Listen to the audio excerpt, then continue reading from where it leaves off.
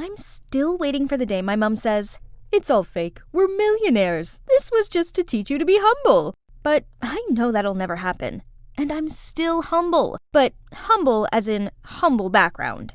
Hi, I'm Addison from Colorado. Ever since my dad passed away when I was 7, we've been broke. And Mom got irked whenever I asked her for money. So going to this kind of expensive summer camp seems pretty far-fetched to me. Suddenly, somebody snatched the flyer out of my hands. It's Katie and Candace, the resident mean girls. "Girls, are you ready for the trip yet? New hair, new nails, new clothes, all checked. What about you, Addie the baddie? Oops, sorry. We forgot that a poor loser like you could never afford to join in." I forced back tears as they burst out laughing, then left. "Addison, are you okay? Don't listen to them. I can help. Stay away from me, Layla. Rich kids like you would never understand." I flicked her hand away and ran off. Let's see. Mom's getting ready for her night shift and didn't seem in such a bad mood. Maybe now is my chance to drop the question. "Mom, I need some money for the school camp. It's the last chance to—" "We can barely afford the rent this month. Do you know that? Find a way to make money yourself instead of begging me, will you? At this age, and you're still so unthoughtful." "Unthoughtful? Have you ever been thoughtful of me? I hate how freaking poor our family is. And more than anything else, I hate you." I ran straight to my room, packed a backpack, and quickly left the house. It's already 2 a.m., and this snowstorm is only getting worse. I ignored dozens of calls from Mom. There was no way I'd return to that house, ever. Oh, it's freezing. I rummaged through my backpack for my mittens when— oh, Alice in Wonderland, my favorite book. The most beautiful moments in my life suddenly came rushing back to me. It was when my dad read me bedtime stories every night. I'd never forgotten his gentle eyes and warm voice. As I turned the pages in hopes of distracting myself from this storm, my phone notified another call from Mom. I have to tell her not to bother me anymore. Hang on, hospital? My mom had an accident at work? I quickly got on my bike to go there, but the barreling storm threw piles of snow against me. I couldn't see anything. Ah! Is it morning already? Contrary to yesterday's blizzard, everything looks as fresh as spring now. But where am I? Suddenly, a giant acorn fell and broke in half, in which there was a piece of paper. "Welcome to Wonderland? Am I dreaming? Wake up, Addison. Mom needs you. Stop wasting time daydreaming like this." Just then, there was a shrill scream. "Intruder! Restrain her!" Suddenly, 2 strange men in uniform grabbed my arms, forced me over to a tiny rose arch, and made me go through it. I peered around feeling awestruck. I was in a huge greenhouse, and a well-dressed man was waiting for me. "Hello? I'm Edward, the King of Wonderland. Welcome to my kingdom." "Dad? Is that Dad?" He looked so similar to my dad that I almost blurted it out. He welcomed me warmly with a table of lavish food. I hadn't eaten since last night, so I couldn't help but dig right in. Only when the clock chimed, I became aware of reality. Mom! I needed to get to her. I immediately asked King Edward for the exit. "This land is beautiful, but a monster rules its gate. I don't know how you got here, but if you want to leave, you'll have to bring that monster 3 valuable items." "3 items?" I asked. "Yes. Let's see what that is." Then Sir Edward approached the glass door and spoke out loud. "Mirror, mirror on the wall, who is the most handsome of them all?" "Your Highness, you are the most handsome, the most elegant. We wish to be as perfect as you are." "Yeah. If I was you, I'd wanna be me too. Now tell me, in order for Addison to leave here, what are the required items?" "To escape this land, she must acquire 1 fair lock of Rapunzel's hair, the scarf of Red Riding Hood, and Aladdin's magic lamp. Complete this quest before the clock strikes midnight, or be stuck in this world for an eternity." "What? Are you serious? Where am I meant to find those things?" "Don't worry. I'll send Arthur, my close bodyguard, to accompany you." Just then, a tall, handsome guy about my age appeared. "Hey, little girl. There's no time to waste. We need to leave now." Then he threw me a set of clothes and told me to change. After that, we went through the same gate as before. Only this time, it no longer led to a red rose garden, but an underground sewer system. Ew, what are we doing down here? It stinks!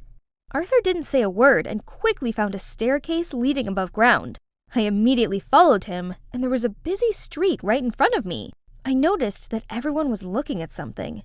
It was long, blonde hair falling from a skyscraper's penthouse. Huh? Rapunzel lives in the Empire State Building? Ridiculous! We quickly walked over there, but it was guarded very strictly. How can we get in? That's why I told you to wear this. So we easily blended in with the maids and waiters and entered the tower. Wow, I've never set foot in such a luxurious house. Who are you? Startled, I turned around to see Rapunzel in the Grimm's fairy tales, standing right in front of me. But wait, why does this girl look familiar? Layla, is that you? Oh goodness, I knew you were rich, but I didn't expect you to live in such a beautiful house. You know me? I excitedly showed her our class photos. Layla seemed very interested in them, but she couldn't recall anything and kept asking me to tell her more stories about school. When I was rambling about our friends to her, Arthur turned to me and whispered, "You need to carry on the task now." Oh, it's been 2 hours already. I chose my words carefully to ask her for a lock of hair, and of course, she said yes. But when we were about to leave, she clung on to me. Please stay here with me. Clothes, shoes, anything here you want, I can give it to you. This one? This one also. All of this luxury stuff will all be mine? Yes, of course! Wake up! Have you forgotten what we came here for? Are you willing to give up on seeing your mother ever again for this? I'm sorry, Layla, but I really have to go. My mom's in danger. Then please take me with you. I can't stay in this hideous house anymore. Come on, you have everything on Earth here. It's like heaven. No, it's hell. All this stuff is just meaningless. What I need is freedom, school, friends, and being able to do what I want. Turns out, after her parents' divorce, her dad did everything to win custody and kept her here just to make money from her gorgeous blonde hair. I miss Mom. I'd rather live in a small, shabby house than this flashy, cold place. I couldn't leave her here. Suddenly, I remembered how Eugene saves Rapunzel in the movie. So after getting Layla's approval, I cut her hair short, and the three of us ran away from this penthouse. We dropped Layla off at school where her mom was already waiting for her. The simplest things like freedom, friends, or someone who truly cares for us are much more valuable than superficial material things. Sadly, I always craved what I didn't have and took what I did have for granted. Let's go. Why are you still standing here? Huh? We have to attend the class too? Ain't no time for this. We gotta find Red Riding Hood. Without a word, Arthur just dragged me away, eventually stopping in front of a girl wearing a scarf on her head. Here she is, the person you need. I waved at her, but she just coldly looked up and asked, "What do you want?" Huh? Red Riding Hood was none other than Katie? I'll get right to the point. I really need your red scarf. Can you... Excuse me? This is Gucci. Do you know how much it costs? It's from even the limited edition. Look at you. You probably don't even have a dime to your name. Yeah, it is true, but I really need this scarf. I'll do anything you want. All right. Hope you don't regret saying that. Right after that, a luxury car came to pick us up. We stopped at an apple farm, which was familiar to me as it was where my mom worked. Well, I want to bake an apple pie for my mom, so pick me a box of apples. Remember, you have to do it alone. Your friend's out. My mom can even pick an average of 12 boxes a day, so one box was just a piece of cake. But who knows, her one box was actually a container of 1,000 pounds of apples. Did she want to bake for the whole town? Oh, I'm exhausted. Who on earth could pick apples under this scorching heat for hours? My head started spinning. Losing balance, I fell off the ladder. Luckily, Arthur caught me just in time. Still, your mom does this every day. Can you imagine how hard she works to earn food for the family? Maybe that's why my mom is always tired and cranky. Suddenly, I missed her so much. I finally harvested enough apples and brought them in to exchange for the scarf. But Katie still made me choose the 10 most perfect apples out of them. No matter which ones I chose, she gave a dissatisfied scowl. This apple is not okay. Neither is this one. It has a 2-centimeter scratch. You're too much. It's all the same. No way! Everything for my mom must be the best. She's sick and I need a perfect pie for her. Then Katie told me that when her mom was pregnant, she found out she was sick. The doctor advised her to terminate the pregnancy for her safety, but she refused and risked her life to give birth to Katie. Hearing that story, my eyes just naturally welled up with tears. What now? Are you tired from this little bit of work? No, I just miss my mom so much. I really want to get back to her. I realize that even Katie, the heartless, mean girl, still loves her mom this much. Yet, all I do is ask and plead with my mom. I'm such a terrible child. If you love your mom that much, you know what to do from now on. Help me deliver this gift to your heroic mother, will you? And here, take it and complete the mission. Finally, we've arrived. Our final destination is a museum. Arthur said that there will be a secret room with the magic lamp, but getting the key to that room was already a hassle. There were security lasers all over the place, so we broke in through the ventilation system. Arthur tried to— Finally, my first day at school has come. Yay! This special occasion called for my favorite hoodie. Super cool, right? But then, out of nowhere, I was blocked by a group of boys and their cheesy pickup lines. No time for monkey business, but they wouldn't let me go. Hey, do you know who I am? Everything suddenly went blurry. Oh no, my glasses! I stumbled around trying to grab them back, but got shoved to the floor. Everyone scram! Gimme that. I looked up and vaguely saw my hero offering me a hand. He gave me my glasses and I profusely thanked him. But he just gave me a cold look and walked off without saying a word. Strange. Oh, by the way, I'm Hazel Palmer, 17 years old. But I'm not here as a student, but a teacher. Yes, you heard it right. Not to brag, but I'm kind of a genius. I even got offered a position in my college's research project, which I have rejected to pursue my dream of becoming a high school teacher. So here I am, on my very first day of fulfilling it. First, I was introduced to the other teachers, but unlike what I had in mind, they just threw me judgy looks. Luckily, after the meeting, a young teacher named Rebecca kindly welcomed me and even tipped me off about some of the rebels at school. Now, time to meet my students. As soon as I finished my introduction, the whole class immediately turned into a beehive. Miss, how about we continue this lesson at the movies tonight? Mullet, pierced nose. This guy must be the notorious Lucas that Rebecca warned me about. Please, as if you'd date someone who would wear such a goofy hoodie. Yeah, who let a weeaboo teach here? Jeez, I didn't expect this reaction. I tried to restore the silence, but to no avail. Ugh, I'm out of patience. Quiet, or else you'll all get Fs. Thank God it worked. Whew, that'll show them who's in charge. But here comes another problem. No way! There's gotta be someone who's really here to study, right? Okay, who is our class's top student? Ethan! Ah, didn't he help me in the hallway? But it looked like he didn't recognize me. Okay, let's see. Ethan, right? Could you solve this equation? Equation? Equation. I suppose spelling is a bit hard for a numbers person like you. And the whole class burst into laughter. Jeez, this guy was unbelievable. How about the second best student? Cassie Santiago? That name sounded just like my old classmates. I turned to the corner where an arm reluctantly raised. Oh my, it's her! So good to see a familiar face here. But why is she avoiding me? That afternoon, while walking to my car, I saw Cassie and her friends picking on a girl. Upon seeing me, they immediately ran away, but I managed to catch Cassie. Cassie, since when did you become a mean girl? None of your business. Report me to the principal if you like. Then she strutted away, leaving me standing there confused. Since when had the sweet Cassie ended up on the dark side? Turned out, not long ago, Cassie's father passed away in an accident, leaving her to live with her stepmother. This must left her in so much grief that she put up this cold, reckless facade as a defense mechanism. That's so sad. So, to make Cassie feel included, and also to improve this whole class's performance, I came up with a master plan. More homework, not finished, minus points. And every lesson will come with a gift. A test during recess, and I asked Cassie and Ethan to help the other students. But when I called Cassie to the board, strangely, she couldn't do a simple equation. At first, I thought that it was just her being rebellious, but during the test that day, I noticed her copying Ethan's answers. Does that mean all her A's were from cheating? Not only that, the even shocker thing I found out was that Ethan was her stepbrother. After class, I came to talk to her, but she didn't pay me any attention. Cassie, I know the secret behind your A's.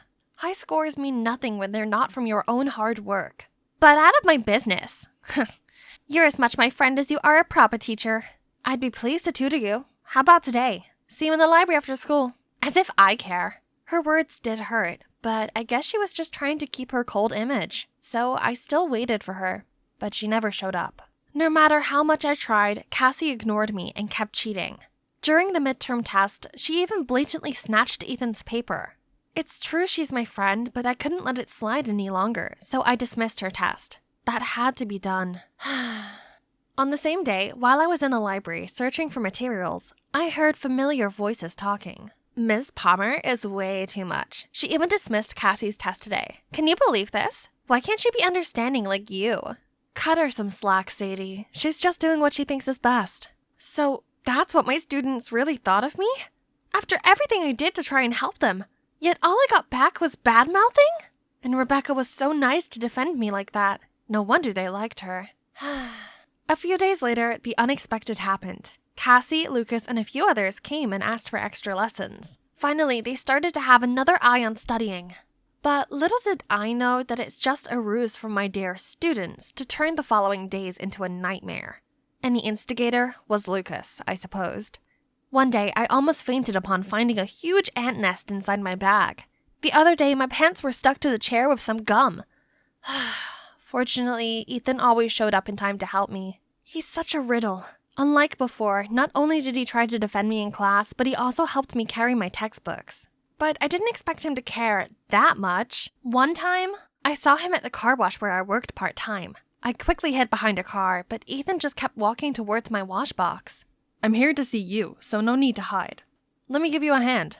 After my shift, Ethan took me home. We talked a lot, and I felt comfortable enough to tell him about my mom's health condition, and how I took this part-time job to cover her hospital fee. This side of him was far different from the normal, and it was heartwarming. Suddenly, we noticed an elderly lady who seemed lost, so we offered to take her home. And guess what? She's the grandma of the notorious Lucas.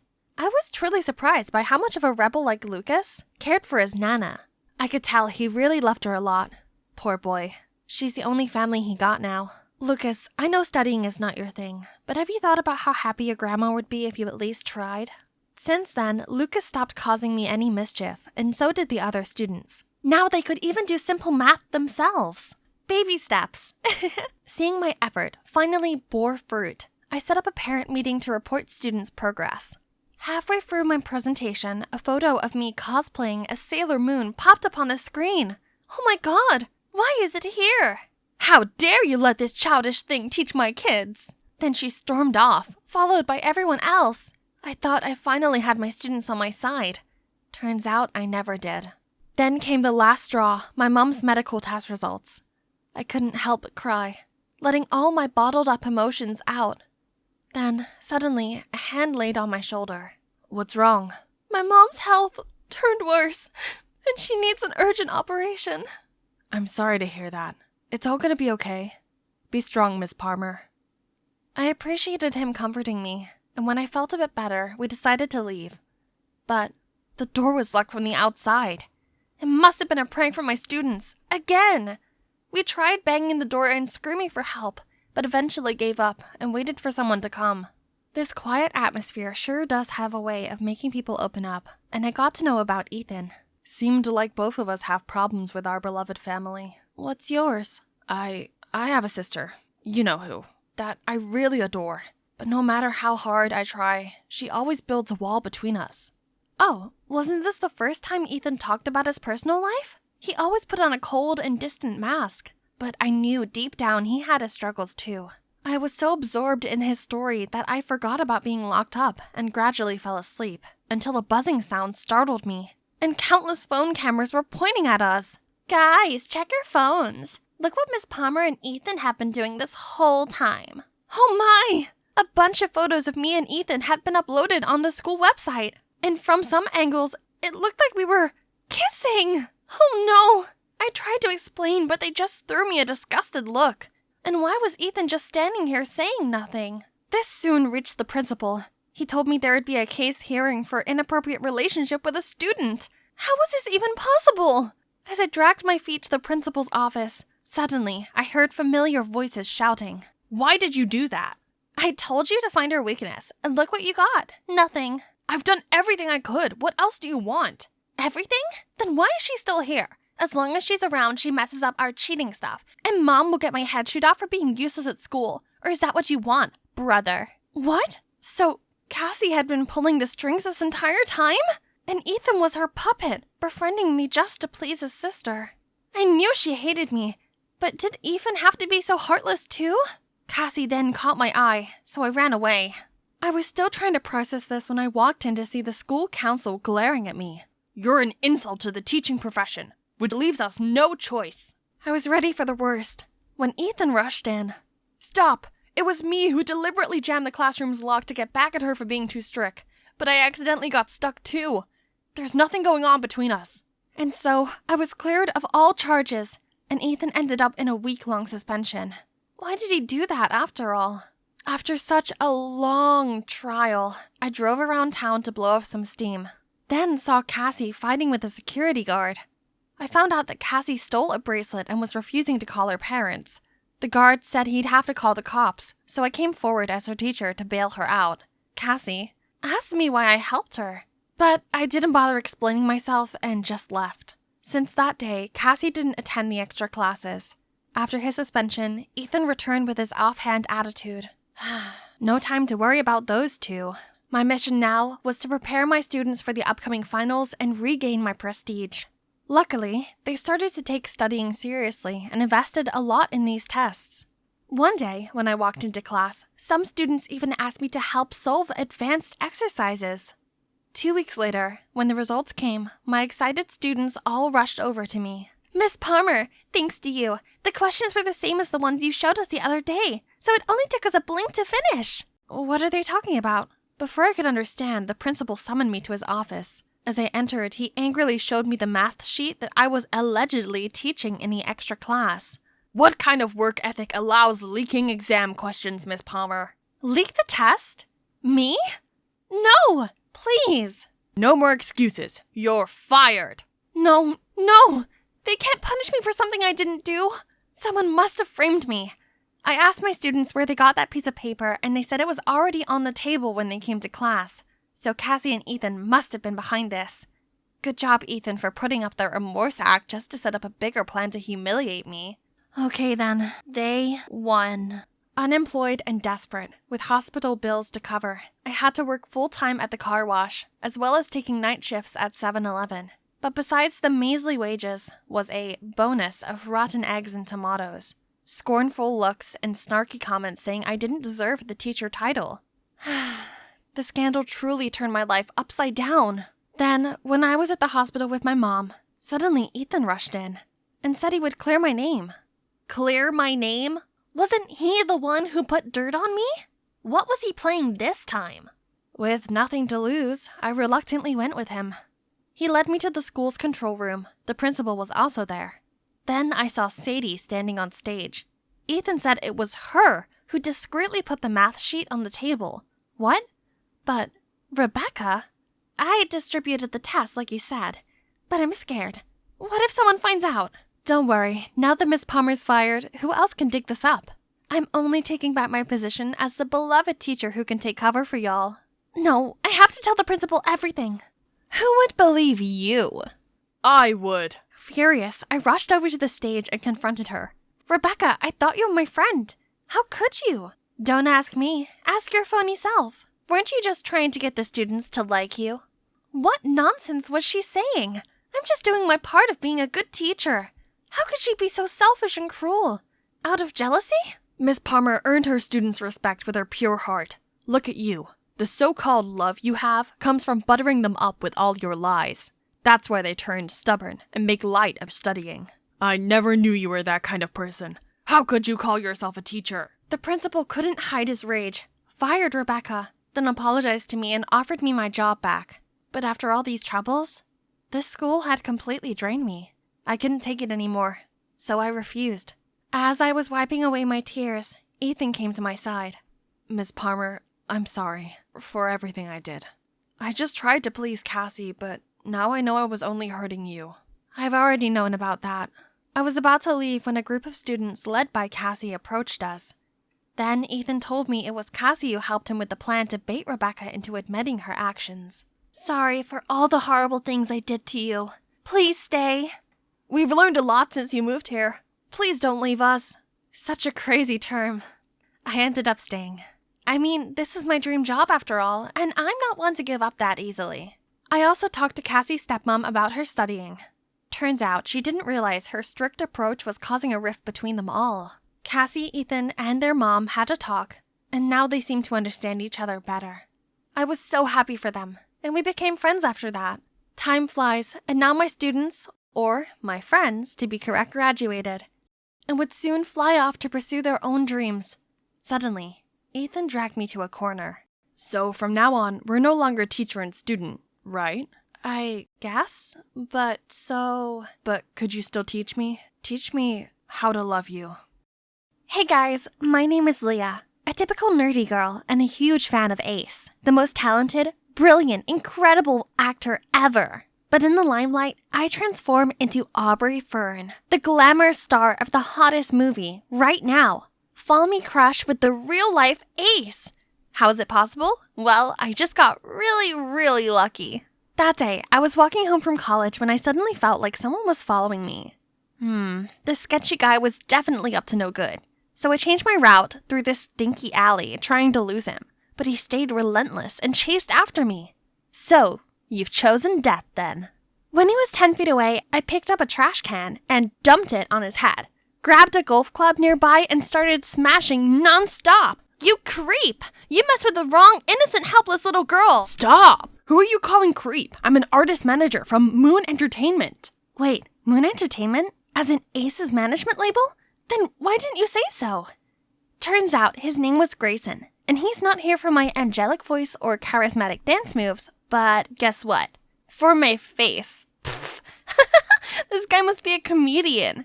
A few days ago, you used the celebrity twin filter on TikTok, and the result was Aubrey Fern, an actress under our management, correct? Yeah? Moon Entertainment actually created that filter. We were looking for someone who looks just like Aubrey to replace her. Okay, I must have hit his head too hard. I'd better get away from him quick. But he caught me right away and immediately teleported me to the company headquarters. Even the CEO himself came to welcome me. They were dead serious about me filling Aubrey's shoes. Heck, her whole identity. Apparently, the actress found showbiz too stressful and decided to quit. But she was one of the top faces of the company, so they couldn't just let her disappear. Out of nowhere, the door swung open and entered Ace! He rushed towards me, genuinely concerned, and gently dabbed my nose dry with his own sleeve. So, this is who I'll be dating? Looking forward to that. What? Dating? That's right, Leah. I've just released a statement of Ace and Aubrey dating. People are going wild. As the new Aubrey, you'll get a once-in-a-lifetime chance to be Ace's girlfriend. Just for show, of course. But who knows? He seems into you. I think I just hit the jackpot. Aubrey 2.0, here she comes. The next day, I arrived at a top beauty salon for a celebrity makeover. From the shine of my hair to the size of my pores, everything had to be flawless. And you wouldn't believe how many designer outfits and jewelry I got to try on. I looked like $1 million. Ace was gonna freak out the next time he saw me. You may look like Aubrey, but your personality needs some work. Jeez, who spat in your coffee this morning? Anyway, you better tidy up, 'cause I'm moving into your house. What? No way! You and your spiteful mouth should stay 10 feet away from me, or else I'll call security. Huh! Guess what, Miss Diva? It says right here in the contract that your manager, aka me, has to supervise you 24/7 so you don't spill anything confidential. You're bluffing. Am I, though? I stared at the contract, too stunned to speak. Why did I sign without reading it first?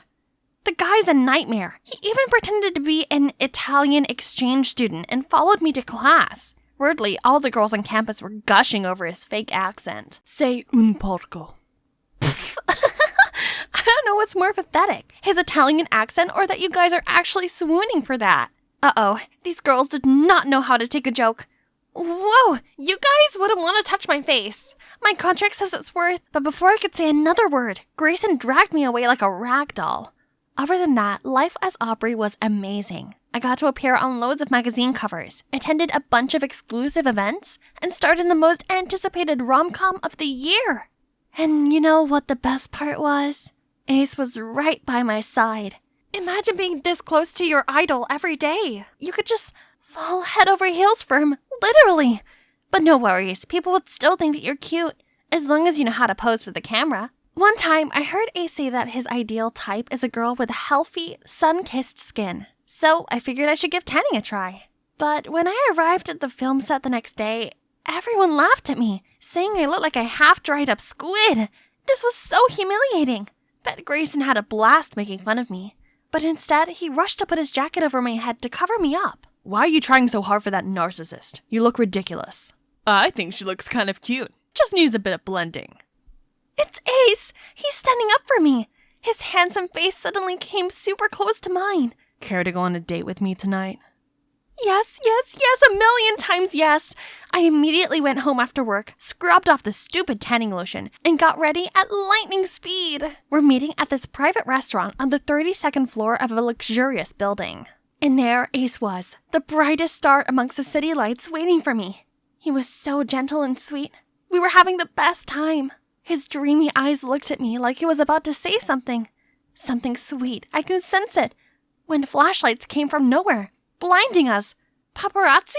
How did they get in here? Aubrey, is it really you in the picture? Ace, what does it feel like being cheated on? What are they talking about?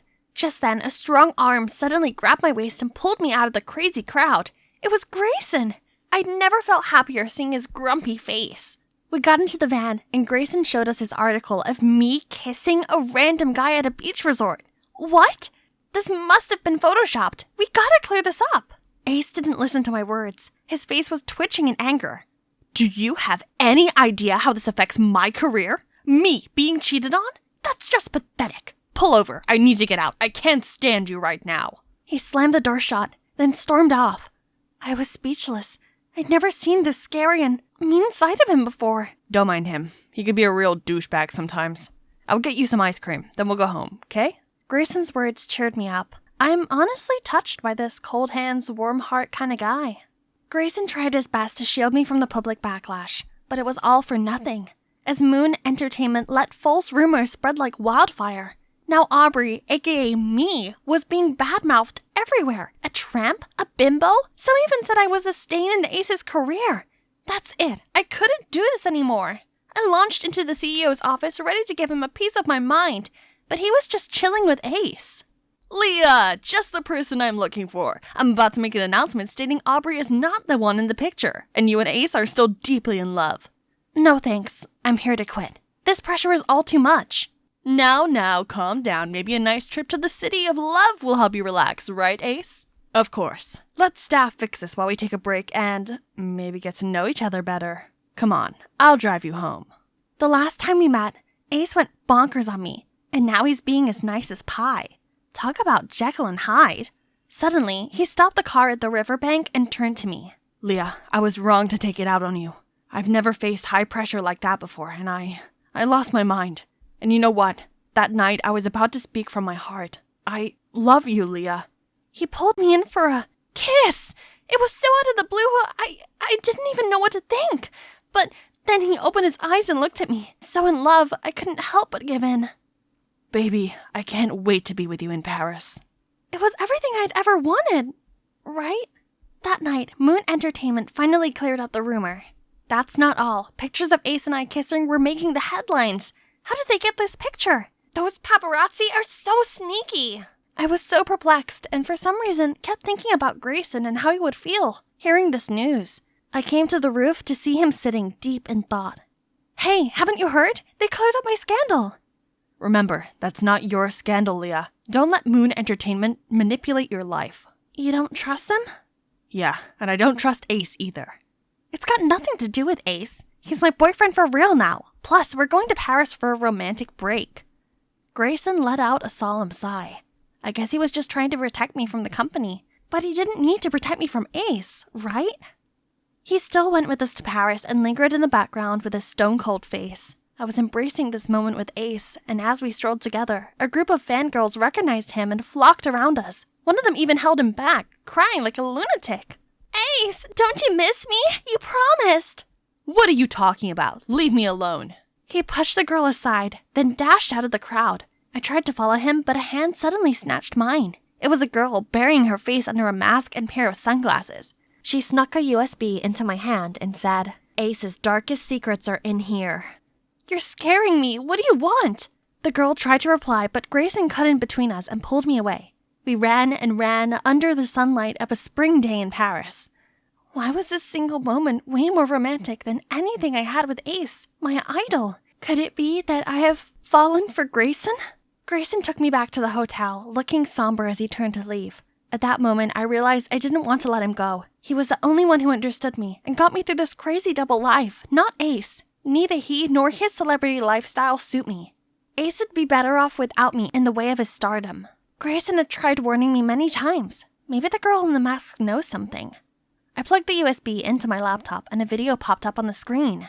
There's proofs of Moon Entertainment manipulating the media all these years to cover up for Ace's scandalous private life. Dark things us fans have never seen before. His anger issues, his drinking problem, his cheating scandal? I scrolled down to see a dozen pictures of him with different girls kissing. And they're not just random girls, but his actual fans. I know them. Look, it's the crying girl this afternoon, and this one is a well-known admin of one of his fan sites. This was unbelievable. He'd been playing his entire fandom for fools. Right then, I heard grunting sounds coming from the balcony. Someone was trying to climb into my room. Wait, the stranger who gave me the flash drive? For all I knew, she could be a dangerous stalker, given all this proof she somehow had. Panicked, I grabbed the USB, ran straight to Grayson's room, calling for help. His door opened just as the stalker reached us. He hid me behind his back and faced that crazy masked girl. Better not make another move or you'll be locked up in jail right this minute. The girl stopped, hands in the air. The moment we took off her disguise, I was shocked to the core. It was Aubrey. I know this seems crazy, but please listen to me. What you saw in that USB is the truth. Ace's manager provided me with it. What USB? And you didn't choose to leave the industry? The CEO even made all the staff delete your contacts and basically erase your existence. That snake has been lying to you all this time. I didn't quit. I just wanted a little time off to deal with my mental health. So I went on a digital detox for a while. When I came back, I found out I was already fired without a reason and replaced by a lookalike. I was so devastated I didn't know what to do.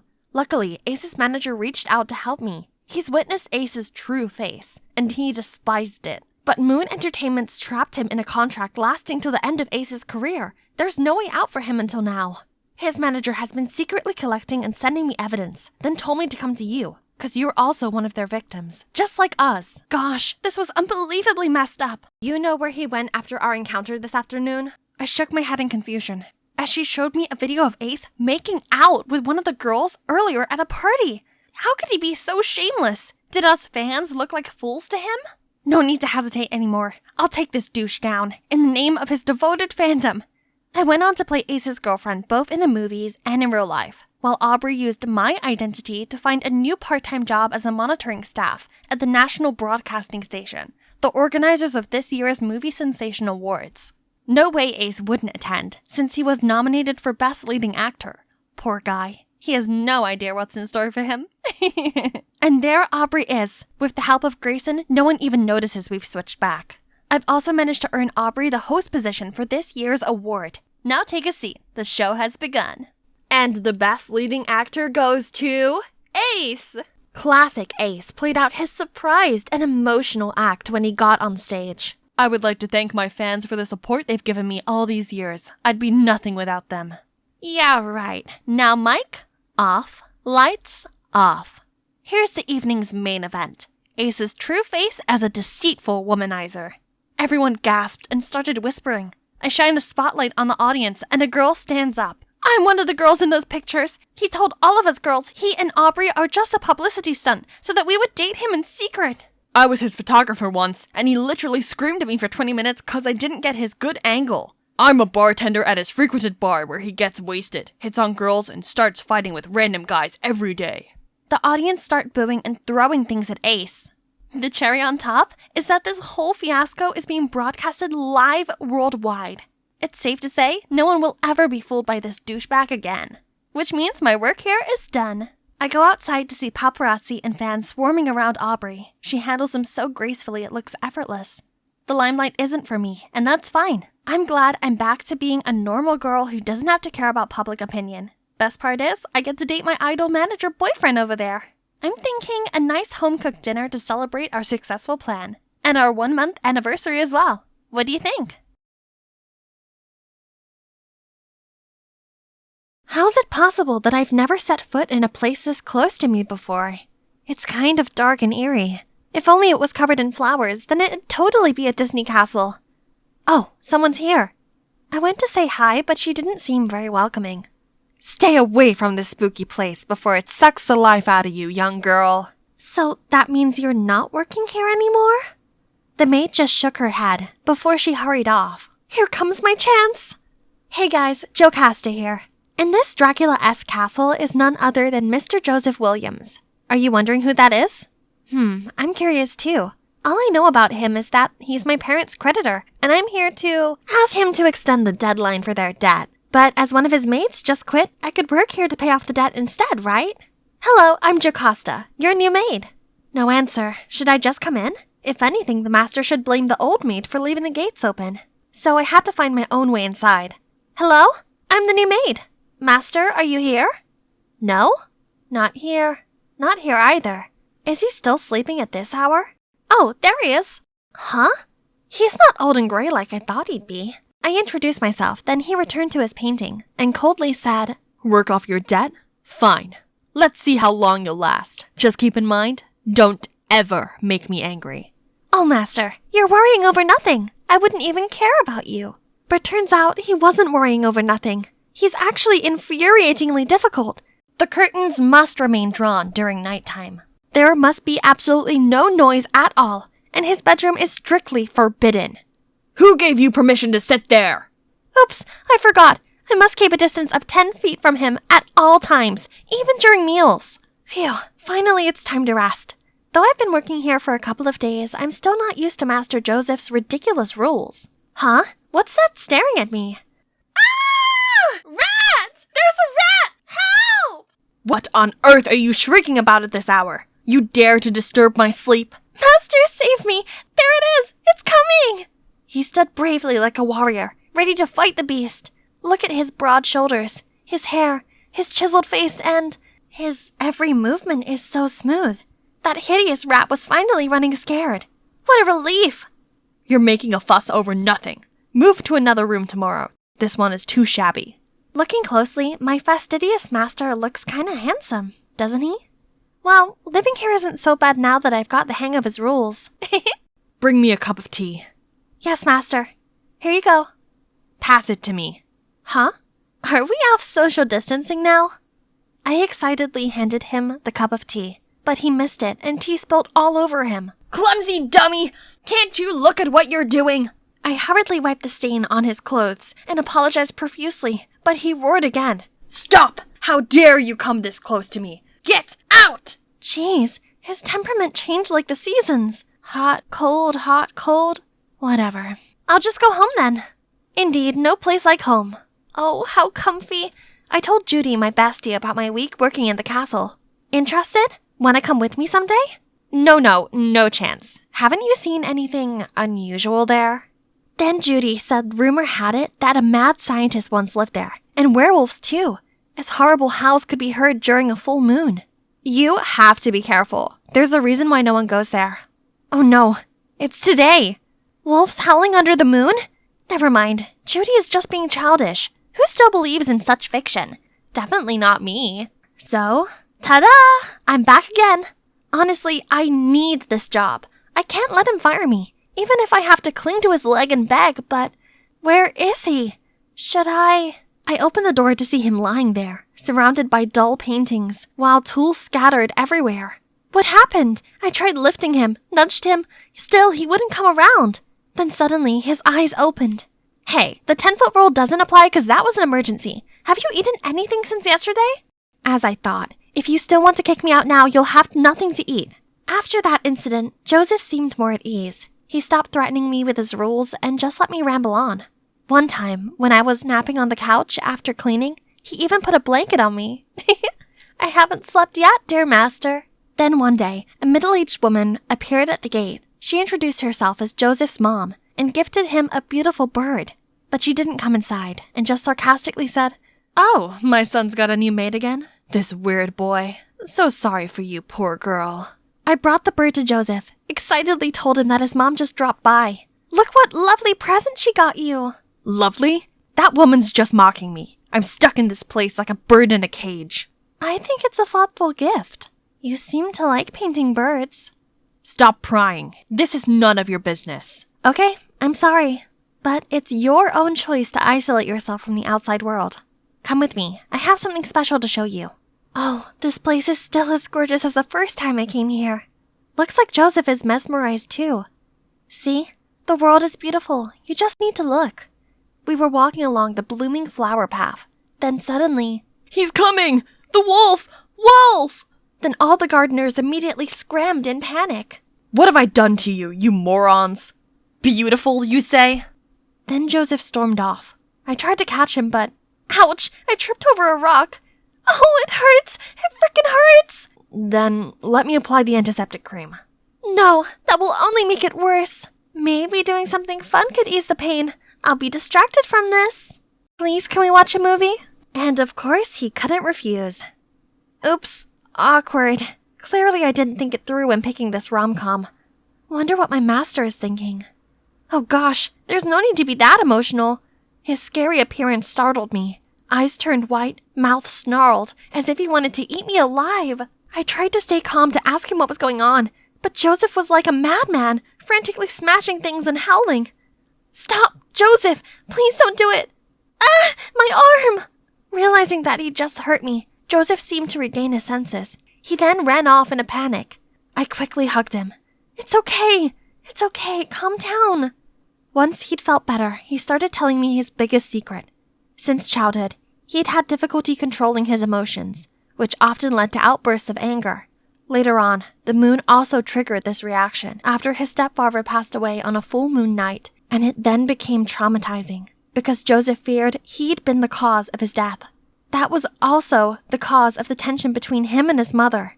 I think I was born with this strange condition. As a child, my stepfather used to give me some medicine to keep it under control. His stepfather used to give him pills? Judy also mentioned the mad scientist who used to live here. Is that... I have to figure it out. One night, I sneaked into the room that Joseph forbade me to enter. On rummaging around, I found a tape that showed me the whole terrifying plan of his stepfather to regularly give Joseph a power-boosting pill as an experiment, and also to take him to the mountains to test out some new crazy invention. What on earth was that? But I can't tell Joseph right away. He needs to be mentally stable first. So I started off by taking him out for a walk, and when he felt comfortable enough, I suggested we go downtown together for some grocery shopping. He was just like a hedgehog, prickling up every time someone accidentally touched him. But, of course, I know how to tame this hot headmaster, just like this. There you go. Then we started tidying and redecorating the whole castle to liven up the mood of this place. When we got to the last room, his stepfather's, he seemed a bit hesitant. It's been so long. This room also needs cleaning, else the furniture may become damaged.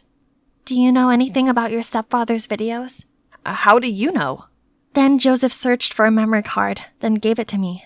I was so scared that I hid it and never dared look at it. I wanted to destroy it once, but on second thought, it contains the last images of my stepdad, so I've always kept it here.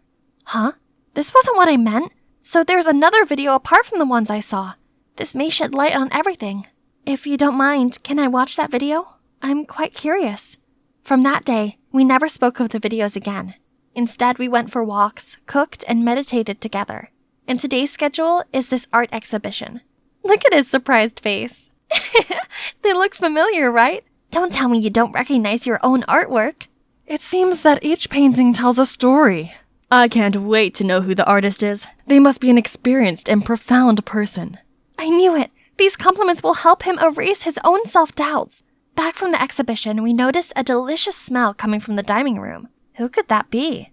It was Joseph's mother. Joseph seemed surprised by his mom's presence, but I wasn't, because I was the director behind the scene. In fact, I secretly asked her to organize that exhibition. Watching the video cleared everything up. On that moonlit night, the mad scientist took Joseph to the mountains to test the effects of a super power-boosting concoction. But when he saw Joseph reacting abnormally, he panicked and ran away, so the accident happened. It wasn't Joseph's fault. He was, in fact, a victim. I told Joseph's mom the truth beforehand, which led to this touching reconciliation. Now that things were clear as day, they have untied the knot in their hearts. His mother decided to move here to help him overcome his trauma of the moon with me. Oh, he also told me about the time he dropped a teacup on purpose as an excuse to push me away, so that I'd be safe. How sweet and caring he is. Oh shoot, who left this curtain open? I hurried over to close it, when suddenly a hand gently touched mine. Before you came, I really never thought I'd ever have the courage to face moonlight. But Jocasta, with you by my side now, anything feels possible.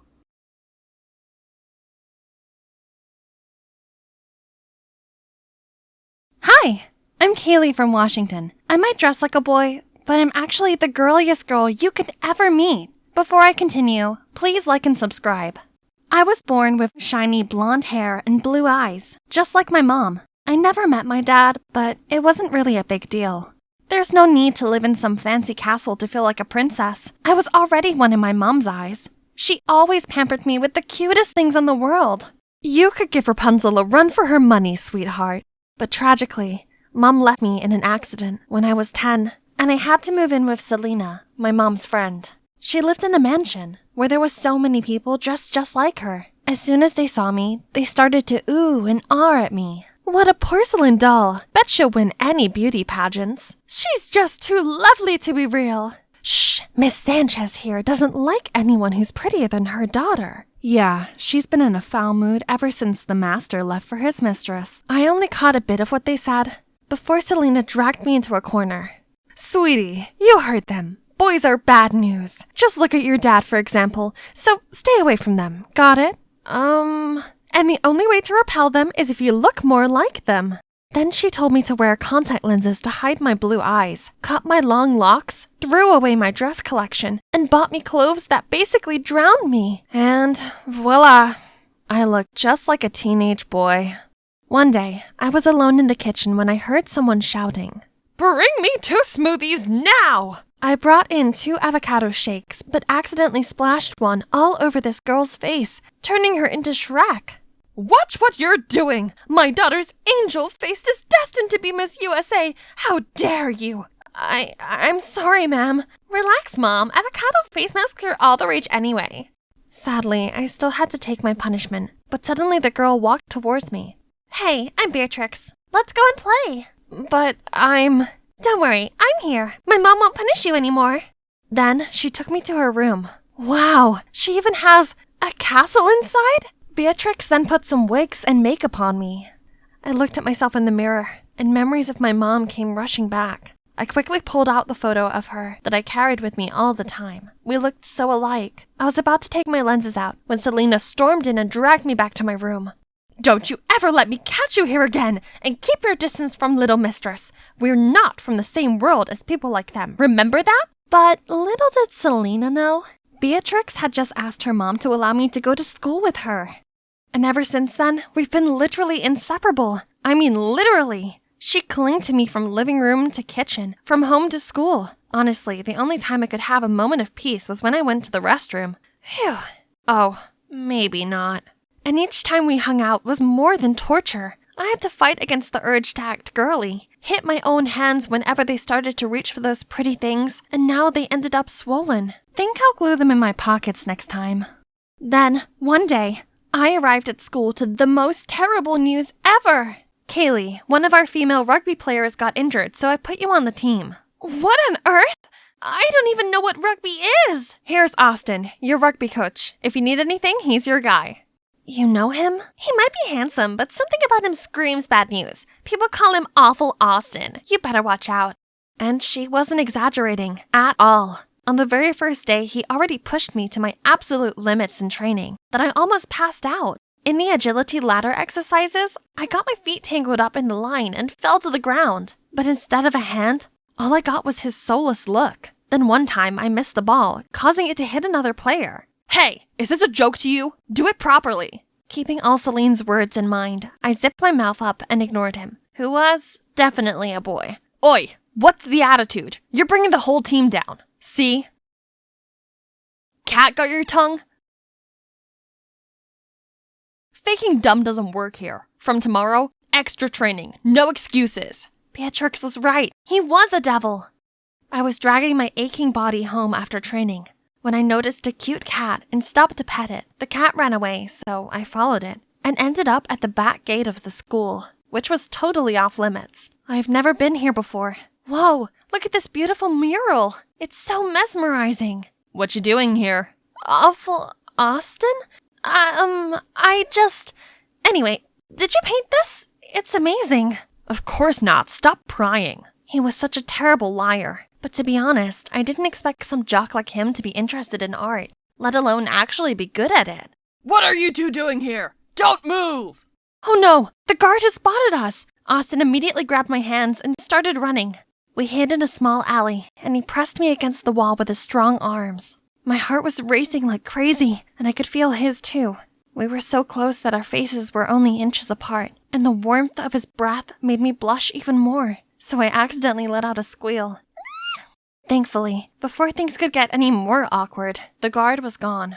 Don't even think of breathing a single word about this. Weirdly, this time his words didn't hurt at all. Maybe because I knew, beneath his tough jock exterior, he had his own secret, just like me. I like your painting, so no need to hide it. Austin stopped for a bit, then kept walking, but I'm sure I caught a smile. After that day, he started to behave quite differently, more gently. He no longer went berserk at me, but helped me get through the training instead so I could catch up with the other players. I just had my first successful kick. Yay! I turned around to cheer with Austin, but out of nowhere, the ball came hurtling right at me, and he instantly caught it with one hand, while the other held me by the waist. Okay, that was awkward. This week, there'd be a senior prom at school, and Beatrix insisted we go. Of course, I gave her a no, but she was literally a leech, so I had no other choice. Wear this, Kaye. It's a matching set. It'll be so lame if I wear this alone, please. Fine, but only 'cause you've given me no choice. Yay! Love ya! Eek! Wow, it smelled so good. What if I put it on? But wait, what about Selena? Forget it. It's not like she'll be at the prom. YOLO! I stepped into the ballroom with this gorgeous outfit on, my blue eyes, and the necklace my mom gave me. Everyone jaw-dropped as soon as they saw me, and that's when I noticed Austin coming towards me. Hey, you look different tonight. I mean in a good way. Wanna dance? Sorry, girls' time. Kaylee, look at the tasty food corner. Told you we had to come here. Oh, Beatrix, my friend here is starving. Can you show him where to grab a bite? Wow, sure, handsome. We have cupcakes, biscuits, and even brownies. Isn't this called choosing boys over friends? Good for her, anyway. Then Austin gently led me in the waltz. He looked exactly like a prince from a fairy tale. As we fell in step, letting the rhythm control our movements, I felt my whole body tingle. The sparks were definitely flying. But suddenly, the music changed into trance. We looked into each other's eyes for a second, then, hand in hand, ran across the crowd until we got outside. I could never imagine a tomboy could become like this. Actually, I'm not a tomboy. What do you mean? That's when I decided to tell him everything about how I was obsessed with girly things, but had to suppress it all my life. It felt so good to let it all out after burying it the whole time. And Austin was such a good listener. Wow, Kaylee, I'm so sorry. Actually, I've also had to hide my passion for arts to help my father's business too. So what you said to me the other day really opened up something in me. So things were not easy for him either, huh? Suddenly, he pulled out a sketchbook and started drawing me. I wish this moment would last forever. His face then went all serious, but not in a cold way as usual, but instead beaming with passion. Our eyes met, and I thought my heart was going to jump out of my chest. And yes, I hoped this moment would last forever too. Then suddenly, he leaned closer to fix my hair. I was ready for a kiss. Then, Kaylee! Selena? How did she find out about this? Man, you know what's coming next. I can't believe you'd be this reckless. You're not my mom, and not every boy is like my dad. You were wrong. Mind your manners! Get changed now! Right then, Mrs. Sanchez came to interrupt us. Hang on, are her eyes blue? And what's this? Don't mind her. I bought this half price at the swap meet, ma'am. Then she signaled for me to flee the scene. If Mom were here, she'd understand the way I feel. Blinking back tears, I suddenly felt a warm hand on my shoulder.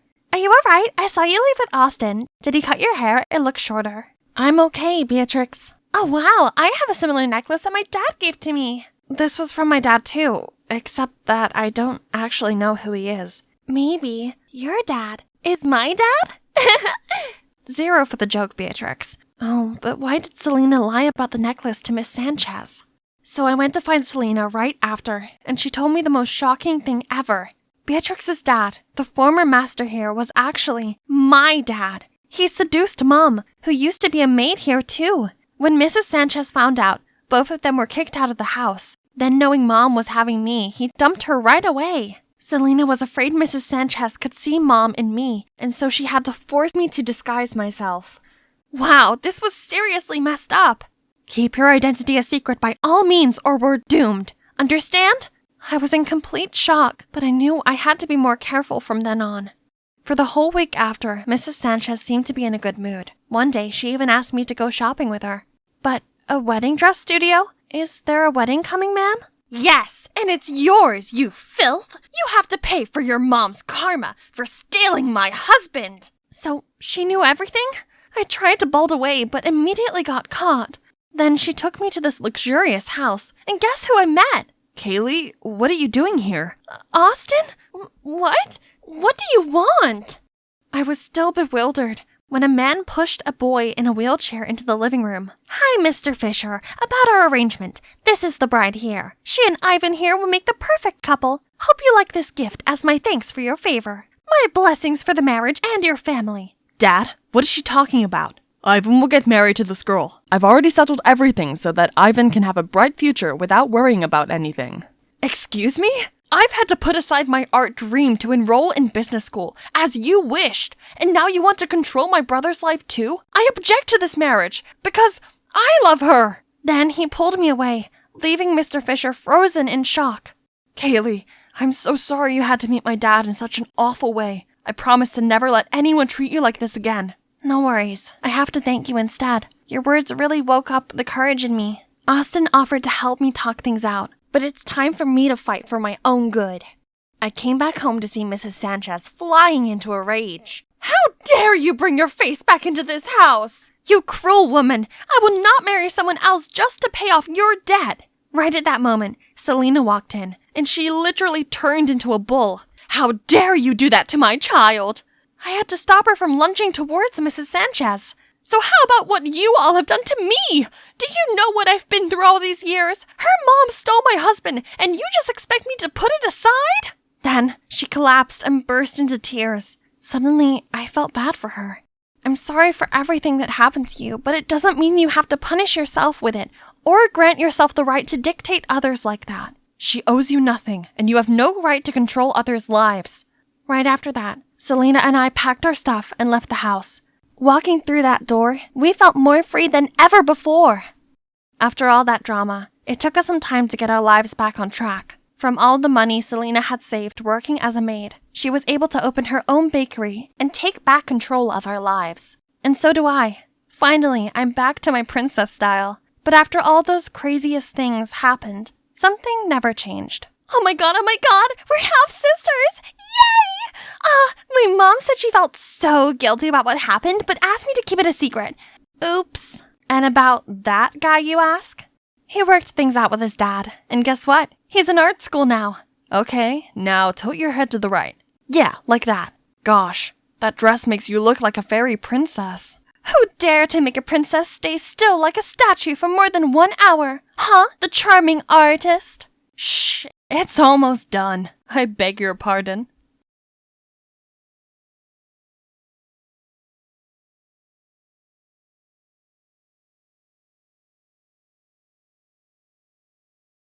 You are watching the incredible Berries Blue I'm Sonia, the super talented lead vocalist. And that guy over there rocking the guitar is Eric, my boyfriend. He's also our composer and backing vocalist. Yep, my man's good at everything, just like me.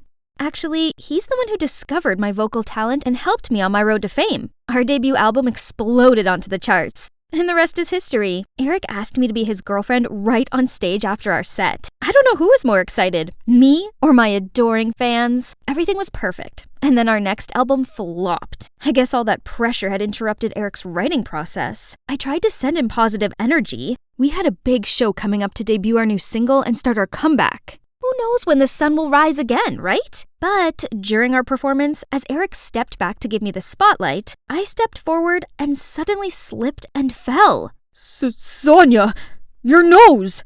It's crooked! I was rushed into surgery, but my nose looked like a lightning bolt. I can't look like this. I must be beautiful. You'll always be the cutest girl to me. No need to worry. We can still fix it. But right after that, the photo of my busted nose hit the headlines. I got ridiculed for praising natural beauty and then getting plastic surgery. What vultures! I had to upload the video of me slipping to end these rumors, but they claimed I did it on purpose to get attention. What on earth? We thought all that drama was finally over, but no. Right when my nose healed, my chubby, pre-puberty secondary school photo appeared all over the internet, which sparked rumors about me having my whole body reconstructed.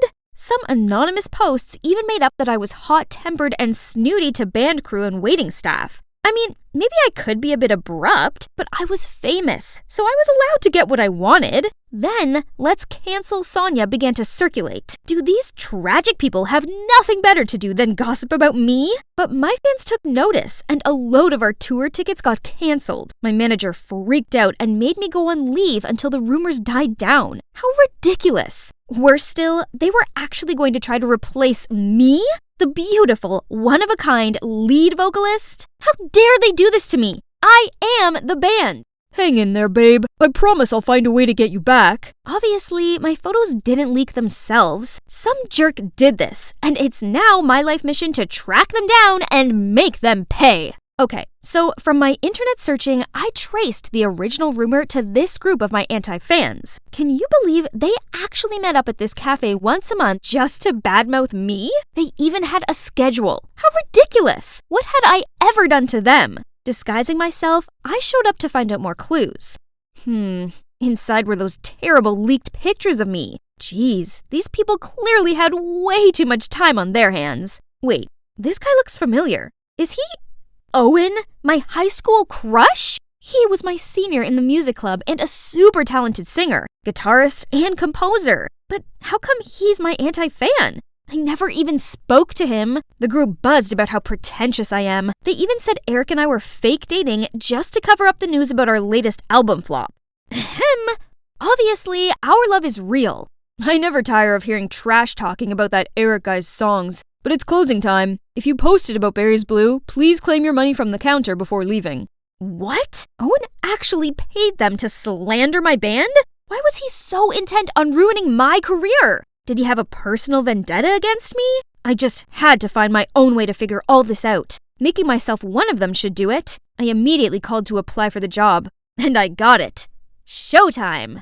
It's important to look the part, so I dressed up as this innocent-looking girl for my first shift. Thanks to the magic of makeup, even I could hardly recognize myself. Call me Summer from now on. After the introduction, Owen immediately gave me tons of work. I had to do the heavy lifting and stinky, dirty work. I was a pampered star, not a grunt. Ugh, he's such an exploitive boss. I must have been crazy to have ever crushed on him. In the evening, the anti-fan group showed up again, followed by a familiar face. It's Rena? Owen's little sister. Back in high school, she was quite arrogant. It seemed like nothing had changed. Did you know that Sonia was such a weirdo in high school? Now that she's famous, she's acting like she's above everyone else. Stop right there, carrot hair. What's your name? I'm Summer. So, Summer, here we've got a special requirement for every newbie. You have to pass the anti-fan test. Tell us, what do you think's the most irritating thing about Sonia? Ugh, now I have to defame myself? Actually, I was Sonia's childhood friend. Well, just a neighbor. She was the worst kid in the neighborhood. What did Sonia look like when she was young? And how was her personality? She was chubby and cruel to other kids. She threw bugs at them and never shared her toys. Take notes, guys. Remember to cite the source as Sonia's close neighbor. You can get some bonus, too, for contributing useful information like this. Was Rena also involved in this, along with her brother? When Rena left, the other anti-fans, Caleb, Violet, and June, still didn't leave, but turned to the stage and started tuning the instruments? What? They'd composed a whole song to mock me, not only about my surgery rumors, but also that I was a vain, hot-tempered, competitive, talentless, disrespectful, and never used my abundant money to help others. Their music was good, but the insolence killed their skills. I'm curious, why do people hate Sonia that much? She's rude and her music sucks. Yeah, her natural voice is good, but it doesn't have any emotions. She probably doesn't know anything about love, and doesn't have any friends either. Those comments from the anti-fans got me thinking. I suppose I do find it hard to open up to people, and I can be a bit hot-headed sometimes, but am I really that unlikable? Not the nose again, please! Huh? Owen? First you break the cups, now you're wasting sugar. Sugar? Seriously? Aren't you even going to ask if I'm hurt? If I leave here with just a scratch, this place will be finished, you know. This place was fine until you showed up. At least, Summer, you should learn how to apologize and thank. Suddenly, the anti-fans' words echoed in my head. As Summer, Owen still saw how much of a diva I was. That means, as Sonia, I must have been so despicable. I'm sorry. I should have thanked you for helping me. That's okay. I'm glad you're not hurt. Don't forget Rena's reward at the counter. Take it before you go.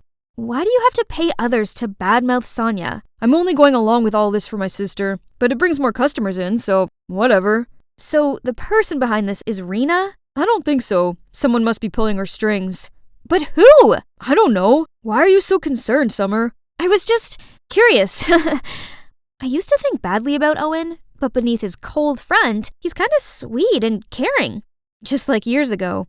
I was trying to escape the rain and bumped into him. He saved me from falling. Didn't care how sweaty I was, and even gave me his umbrella. But in front of my crush, I was too shy and embarrassed to say anything and hurried off. Since then, I didn't feel so uncomfortable hearing the anti-fans slate me and our band's decline. It was almost all true anyway. At least this way, I could learn from my past mistakes and become a way better person. Flowers grow in the strangest of places, right? Yeah. These anti-fans actually became my friends. Playing with them was way more fun than with the berries somehow.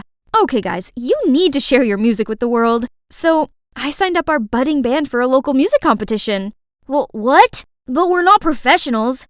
Do you really think we can win? Who cares? I always wanted to perform on a big stage. But what are we gonna play? Use one of my songs if you want. I hear the payout is pretty good. Ooh, I love your songs! We practiced together every night, and everyone was so focused on this, they didn't post bad rumors about me anymore. Owen is truly a genius. Listening to him playing his intros always gave me goosebumps. And so, the image of a cute, talented Owen reappeared in my mind. Oh no, wake up, Sonia, you already have a boyfriend! Eric? Speaking of Eric, he's been ignoring all of my calls. I get it, he's busy rehearsing for the show, but didn't he promise to find a way to bring me back? Oh, I see. You're too busy playing bands to post anything. We have a show this weekend. You started this, didn't you, Summer? I knew you were trouble from the beginning.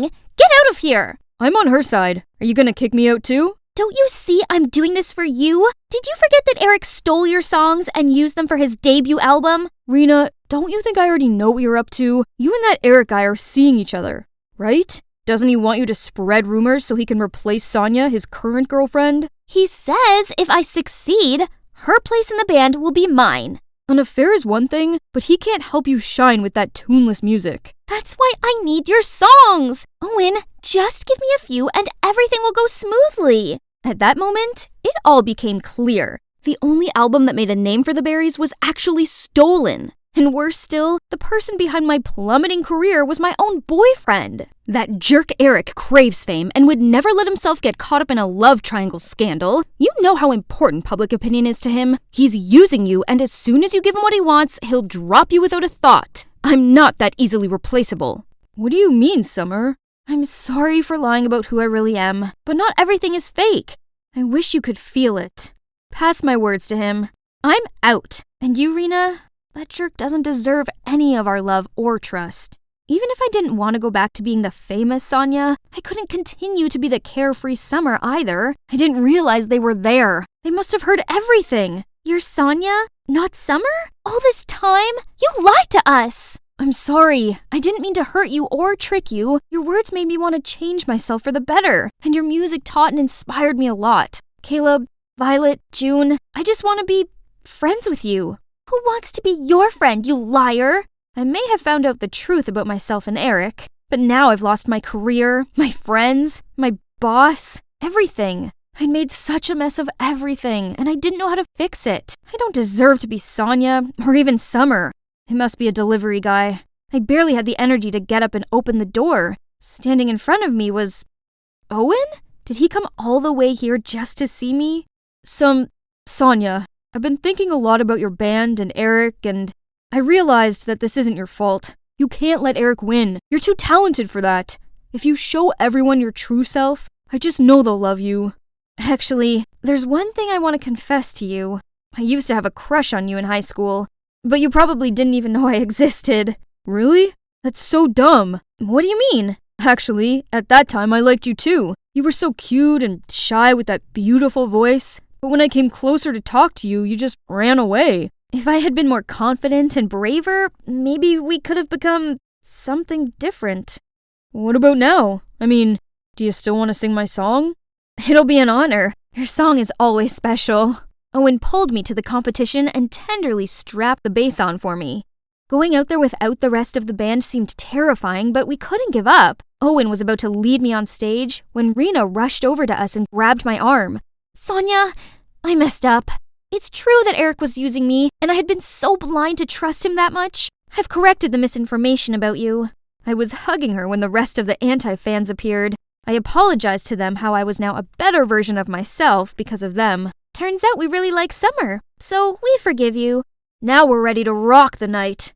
You can't sing with them, Sonia. That song is supposed to be the theme song in our next album. Eric, it's Owen's song, not yours. And didn't Rena tell you that I no longer give a damn about your band? I did. Seems he wasn't listening. We've published your dirty plan all over the forums, so everyone can see what a jerk you are. No, you have to come with me. Tell them you made it all up. Leave her alone. I won't let you take anything from me again. My song or my girl. She's our friend now, so excuse us. We need to get on stage and perform our song.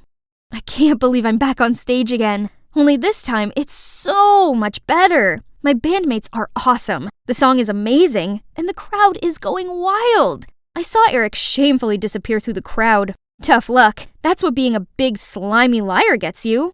Toward the end of the song, Owen pulled me close to him and the crowd went silent. All I could hear was the beating of my heart when he gave me the best kiss ever. Hi, Melanie here, and I'm hanging on the edge of my seat to hear the results of this year's science fair. I know I might not look like a typical studious girl, but I'm definitely serious about school. Ooh, 1 second. The winner of West High Science Fair 2023 is Harry Silver. That means the runner-up is Melanie D'Angelo. Congratulations to you both. Please come onto the stage for your awards. Man, I can't believe I'm second to him again. We'd been literally swapping first and second place on every leaderboard since we were kids. Ugh, so unfair. Look at him. All he did was partying and pulling silly pranks, yet he's still on the honor roll, while I had to study day and night to maintain my straight A's.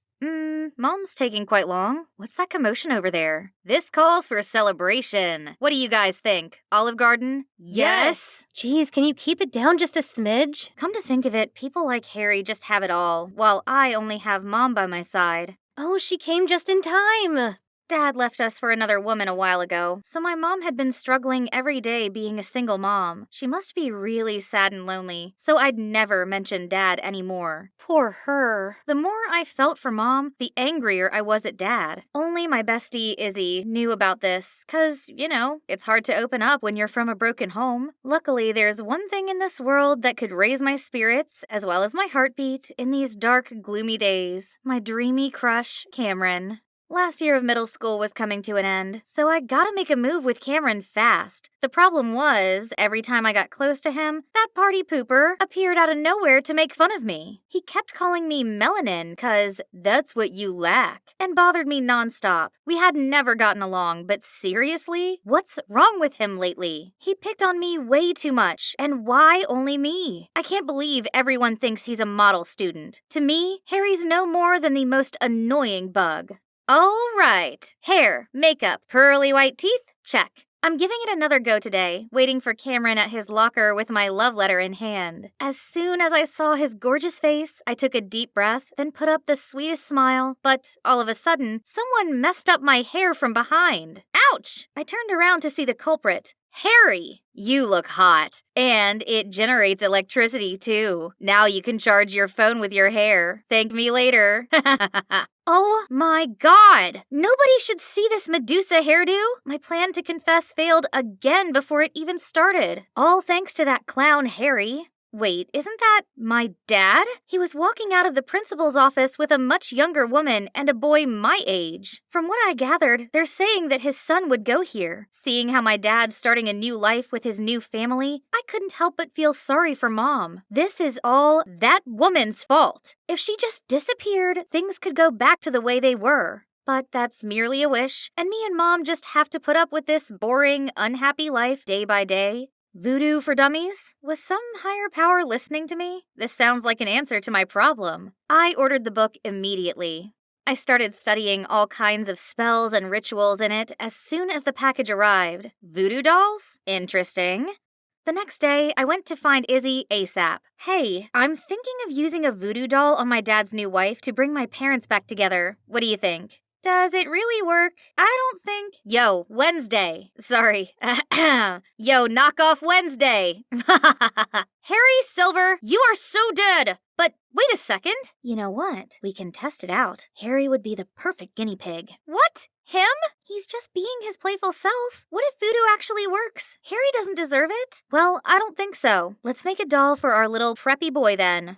Crocheting a doll's easy. However, the tricky thing was getting my subject's hair, and you bet I won't get physically close to Harry even if someone pays me to. So I got this, a Ouija board. It will help me figure out the code for his locker. There must be a few strands stuck on the fancy hairbrush that he kept inside. Ugh, but none of the combos worked. This is the 10th time already. How about this? There we go. But there were only books inside. Boring. Then the soccer team's changing room it is. I will definitely find something on his uniform. Let's see. Harry Silver. There it is. Aha! Gotcha! I was about to flee the scene when I suddenly saw a boy with only a towel around his waist. Ah! I sprinted to the door and dashed straight through the hallway. That was close. Okay, I still had a voodoo doll to finish. And it's done. I excitedly show Izzy last night's work. Pretty good, huh? It has Harry's hair, too. What? How do you know it's really Harry's? What if it's somebody else's? Well, Hey, did you hear some perv with panda eyes was creeping around the boys' changing room yesterday? Go away. But don't worry. Starting today, we'll take turns guarding the entrance to catch them. Oh, what a coincidence. You fit the culprit's description perfectly, Melanin. But you're definitely not that pervy, are you? I was so mad, I felt smoke coming out of my ears. I wish my gaze could kill that brat. Mel, you're squeezing the doll's arm. It's gonna come off. Whoops, my bad. Next time I saw Harry, he had bandages all over his right arm. Hang on, did I do that? Feeling guilty and curious, I approached him. Hey, what's wrong with your arm? It's been in pain since yesterday for no reason. My doctor said nothing's wrong, but I kept feeling like someone's squeezing it really hard. Ugh, there it goes again. Oh, spooky. It means the doll is truly magical. I immediately came running to tell Izzy, and of course, she was shocked too. But hold up, nosy Artie? How long has he been standing here? This guy clearly had heard everything. He kept reaching for my doll. No way. He'd tell the whole school about it. Then suddenly, Harry sat down next to me. Melanie, my arm hurts. Feed me. What's he pulling now? Can't he see I'm in the middle of something? Right at that moment, Artie snatched my doll. Leave it to me. No, Artie, no! Not with milk in his mouth. Oops, sorry, I felt so nauseous all of a sudden. That was more than enough to make all of us firm believers. But maybe I should stop. I do feel guilty for dragging Harry into this. That afternoon, when I was about to throw the doll in the trash can, I saw Cameron walk towards me. Did Christmas come early? Hey, I was wondering if you're... Yes, I've been waiting so long for this day. An occultist? What? I mean, Artie was going off about a voodoo doll of yours, so I thought you might know a thing or two about love spells. But if that's not true, I'm sorry. What do you need a love spell for? Then he revealed he wanted to put a spell on his crush, Regina. So all this time, I had no chance with him at all? But hey, a love spell sounds like a brilliant idea. It could ensure my parents' reunion too. Sure thing, but I'll need your hair as well as Regina's. Also, some of your personal items for the spell to work. Obviously, I'll use his stuff, but in a love spell for me. And you know what I gave him? It's all junk with some of my poodle's fur. Hehehehe. A few days later, I found a gift box in my locker from Cameron. My spell worked. I'm about to have a boyfriend and reunite my family. But before I could carry out that long-awaited plan, Artie came to me with a difficult request, making a voodoo doll of Brad, some transfer student who already established himself as a vicious tough guy. That sounds dangerous, and I already promised myself not to use voodoo anymore. Don't believe me? See for yourself. Then I followed him and witnessed another student being picked on by a much bigger guy. Hey, isn't he Dad's stepson? Okay, this Brad guy deserves it. So I agreed to help Artie. The next day, I approached Brad after class where he usually messed with other students. I managed to sneak up behind him and get one strand of hair. Oh no, busted! I quickly put the hair in the doll. This better work. Come on! Why isn't it working? And why now? Pesky little thing. Stop! I know those voices. Thank goodness. Touch her and you'll regret it. Yeah, we'll call the police. Brad just scoffed and left. Phew, what are you both doing here? And Harry, I thought your arm hurt. Then Harry and Izzy finally told me that voodoo had never been effective. Izzy knew that Harry only picked on me because he liked me. That's why she tried to stop me from using voodoo on him. But she couldn't, so she then told Harry everything. To be honest, I found your attempts quite amusing, so I acted like they were successful to humor you and myself. I was gonna stop though, but when you were being sweet to me and asked about my arm, I decided to keep it up. Oh my God! My bestie had been friends with my mortal enemy all along. Behind my back? Am I a joke to you? Why are you here? To make fun of me even more than you already did? Because I got worried when I heard you're going after Brad. Melanie, you're the smartest girl in school. I don't understand why you're doing all these dumb gimmicks. Yeah, you've been acting strange lately. Since when are you superstitious? What other choice do I have? Voodoo or at whatever cost? I need to get my parents back together, and that punk Brad is my dad's stepson. He deserves whatever comes to him for ruining my life. And you know what else? Both of you, get out of my sight for good! Then I stormed off. After that day, I no longer talked to Izzy, and Harry's relentless pestering finally stopped. But honestly, it felt a bit empty without them, especially with the upcoming school field trip. Of course, I'm still coming. Who needs them anyway? This is the chance for Cameron and I to be closer now that we're talking on the regs. It's gonna be the best trip ever. I'd never been the outdoorsy type, but does camping involve this many physical tasks? Almost done. What on earth is that? Isn't he under my love spell already? I mean, he even gave me a present. I was still in shock when Cameron came over to help with the tent. Thank you. No need to. I can't thank you enough. That spell of yours worked wonders. What does he mean by that? Then, out of nowhere, Izzy tapped on my shoulder. I've tried to tell you. Those two have been flirting for a while now. I guess Cameron just needed your spell as a little spiritual push. That means none of these has ever worked? There's absolutely no hope of bringing my family back? Feeling devastated, I burst into tears and ran off. I was running without looking and bumped into... Brad? Melanie, right? Just who I want to see. Or should I say, my dear stepsister. Your mama sent you here. Let go of me and piss off! I wonder how pathetic she had to be to have her husband walk out on her.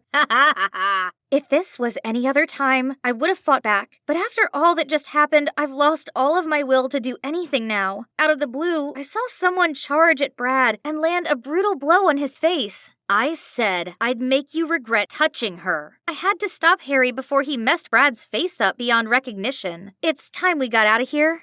Why did you come help me after everything I said? I'm kinda used to your coldness. Besides, my love language is following you around and teasing you until you notice or get mad at me. Silly. I know. On a different note, I thought you knew that voodoo was useless. Yeah, so I thought of a love spell to get my parents back together. Then my family will be whole and happy again. But I know it now. There's no such thing as magic. Why not? Magic is alive and well inside you, and it is called forgiving. It cannot punish those who hurt you and your loved ones, but it can help you let go of your pains and sufferings. What are you trying to say? I mean, no magic can make your dad come back, but someday the pain he caused you won't ache anymore. Eventually, your mom and you will heal and lead a fulfilling life without him. I never took this goofy guy for the philosophical and mature type, but I guess he's right. I'd been so caught up in my own bitterness that I didn't realize moving on was an option. When my mom picked me up, I decided to finally ask her about my dad. Unexpectedly, Mom told me that of course it was sad at first, but she's actually doing fine these days. Life's supposed to have its ups and downs. As long as we welcome them with open arms, everything will turn out all right in the end. After all, your father will have the life he wants, while we get on with our lives. Turned out, I was the only one chasing the past all this time, when what I actually needed was closure. Mom's words were more than enough to put this grieving period behind me.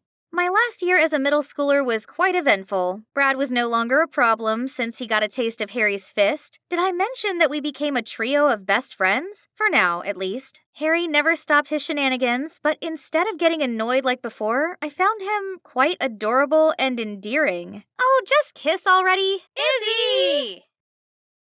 One. Oh no, sweetie! I was in this romantic dinner date with the love of my life, knowing too well that one day I'd be gone. But I couldn't help but falling for him. I'm in love with you, and I know that love is just a shout into the void, and that we're all doomed, and that there will come a day the sun will swallow the only earth we'll ever have, and I am in love with you. Cut! Excellent, Eleanor! Well, that was the usual in the life of an actress. Oh, hey, didn't catch you there. I'm Eleanor, from LA. My life as a kid was a bit different from others. While they were surrounded by dolls and toys, I was wrapped up in the limelight. Being a superstar seemed fun back then, but the glitz and glamour of showbiz gradually wore me out. My momager never let me take a break between gigs, so there's no time to hang with people my age. You know, I missed out on doing normal things like having sleepovers and going to birthday parties, and before I knew it, I was already swarmed with work and work. Sweetheart, I've got you another script. Take a look. Whatever, Mom. FYI, Jeremiah is also on the show. Seriously? Mom, that heartless jerk cheated on me. No way am I working with him. Eleanor, be professional. I've already signed the contract. Besides, Mommy's Bentley collection is missing this shiny golden one. I don't give a damn about your stupid car. Stop treating me like a GoFundMe for your lavish lifestyle. Mom can be insufferable sometimes. She dictated everything. But why bother now? No showbiz, no Mom's orders. I can do whatever I want. Bye-bye salad and hello chocolate cake. But suddenly, a dark figure bolted towards me and snatched my bag. I lost my balance, banged my head on a fire hydrant, and then everything went black. Gosh, my head was spinning. I opened my eyes to see a cute guy leaning over me.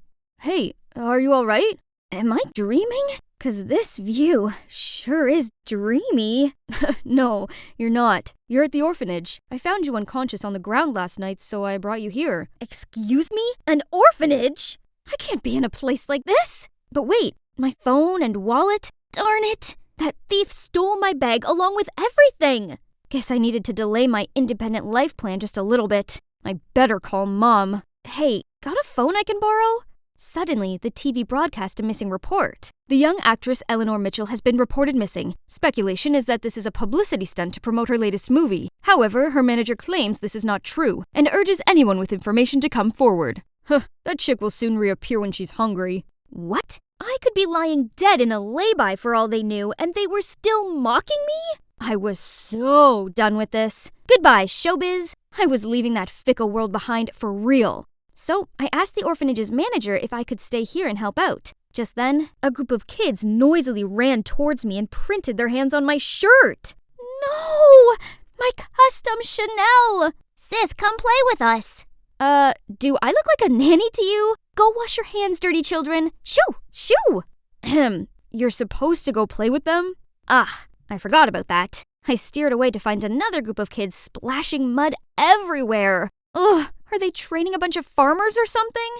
The next morning, this strange screeching noise startled me. It's only 6 a.m. I sluggishly dragged my feet out of the room. People immediately threw me judging looks. I guess my first day at work started off on the wrong foot. I'd barely had time to sip my coffee before they made me do the washing by hand. This wasn't the Dark Ages. Hadn't they ever heard of a washing machine? One of the staff got annoyed with me and shooed me away. Alrighty, I'd go help in the kitchen. Peel half of these. Easy peasy. Just give me a few minutes. Voila! I'm good, right? But somehow, they still got mad at me. No other choices. I headed to the children's, but this place is pure chaos. I sure wish I had my earplugs. Suddenly, I felt someone grabbing my leg. I looked down to see the cutest pair of puppy eyes. Sis, can I have a bite of that? Aw, how could I say no to that? But as soon as I gave her the cake, her face changed into a devilish grin. The little girl grabbed a big chunk with her bare hand, then smashed it into another kid's face, and the cake fight began. Caleb opened his mouth to say something, and a massive piece of cake flew into it. Oh my god, Caleb, are you all right? I didn't know they were gonna mess with the cake. You did this? Oh, you're so dead to me. He grabbed the cake and started chasing me across the room. What? This was so unprofessional. Right, that's it. Watch out, Caleb. Okay, so the manager wasn't very happy with us, but honestly, it was the most fun I'd ever had. Besides, after the cake fight, the kids seemed to like me. Whenever they saw me, they clung to my legs and begged me to play with them. One day I was in the garden attending to the flowers when this little girl ran over to me in tears. Oh, Pumpkin, what's wrong? Bella was adopted a few days ago, but they just brought her back. Poor kid. All I could do was pull her into a warm embrace and pat her back. Do you know what it is these kids crave the most in the world? Not new toys or expensive clothes. They just want love. Love? I never thought something so simple could seem so unreachable to these kids. Well then, this Eleanor will make sure they'll be showered in love from now on. There's still some troubles, but luckily, I had Caleb on hand to help. Then one night, I was sitting outside looking at the skyline when Caleb came over. He leaned across me and pulled something off my cheek. Oops, the kids must have stuck it while I was asleep. That's on you for giving them a sticker book. Eleanor, I'm glad you're here. I really like you and I'm falling in love with you. Will you be my girlfriend? Wow, I wasn't expecting that, but Caleb was a great guy, so being with him made sense, right? And the following days were fantastic. We found out lots about each other. Oh, there's something you might be surprised about me. I used to be an actress. Oh, I didn't expect that. I just think showbiz is kind of toxic. Sorry you feel that way, but believe me, I have no interest in it anymore. Good, 'cause it's all a load of pretentious jerks who think they're so much better than everyone else. That's harsh, I guess, but he's right though. Anyway, I've already found fairy tale love right here.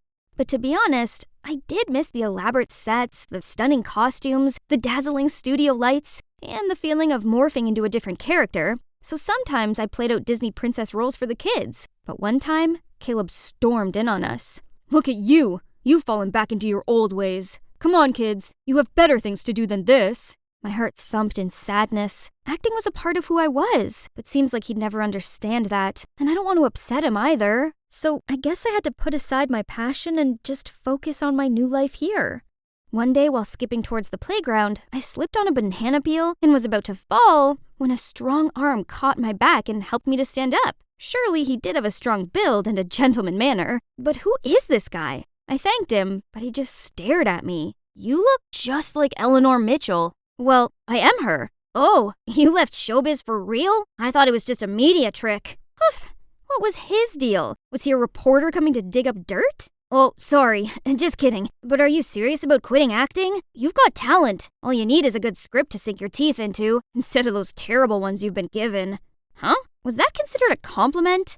Turns out he's Frederick, a young screenwriter who came to the orphanage for inspiration and to help out. He even set up a mini theater for the kids to have their first cinematic experience. As you can see, anything's possible in movies. Even our most magical dreams can come true. I suddenly remembered why cinema had captivated me in the first place. It opened the audience to multiple perspectives and worlds. This is the cinema I love and dream of being a part of. And maybe that's why I'm naturally drawn to Fred. He might seem a little playful, but when it came to movies, he turned into another person. I cannot deny that my flame for acting was rekindled by his genuine sharings. I mean, everybody loves Fred. Look. Well, maybe not everyone. Okay, kids, but remember, studying is priority so that you can have a better life. Acting and scriptwriting is just a pipe dream. It's not real. Yes, studying is important, but arts are what we live for, what nurtures us from within. Art has no value. Investing money in arts is like throwing it out the window. There are people who barely have anything to eat. Why not use that money to help them instead? Gosh, these man children. They looked ready to start a fight, so I had to step up and stop them.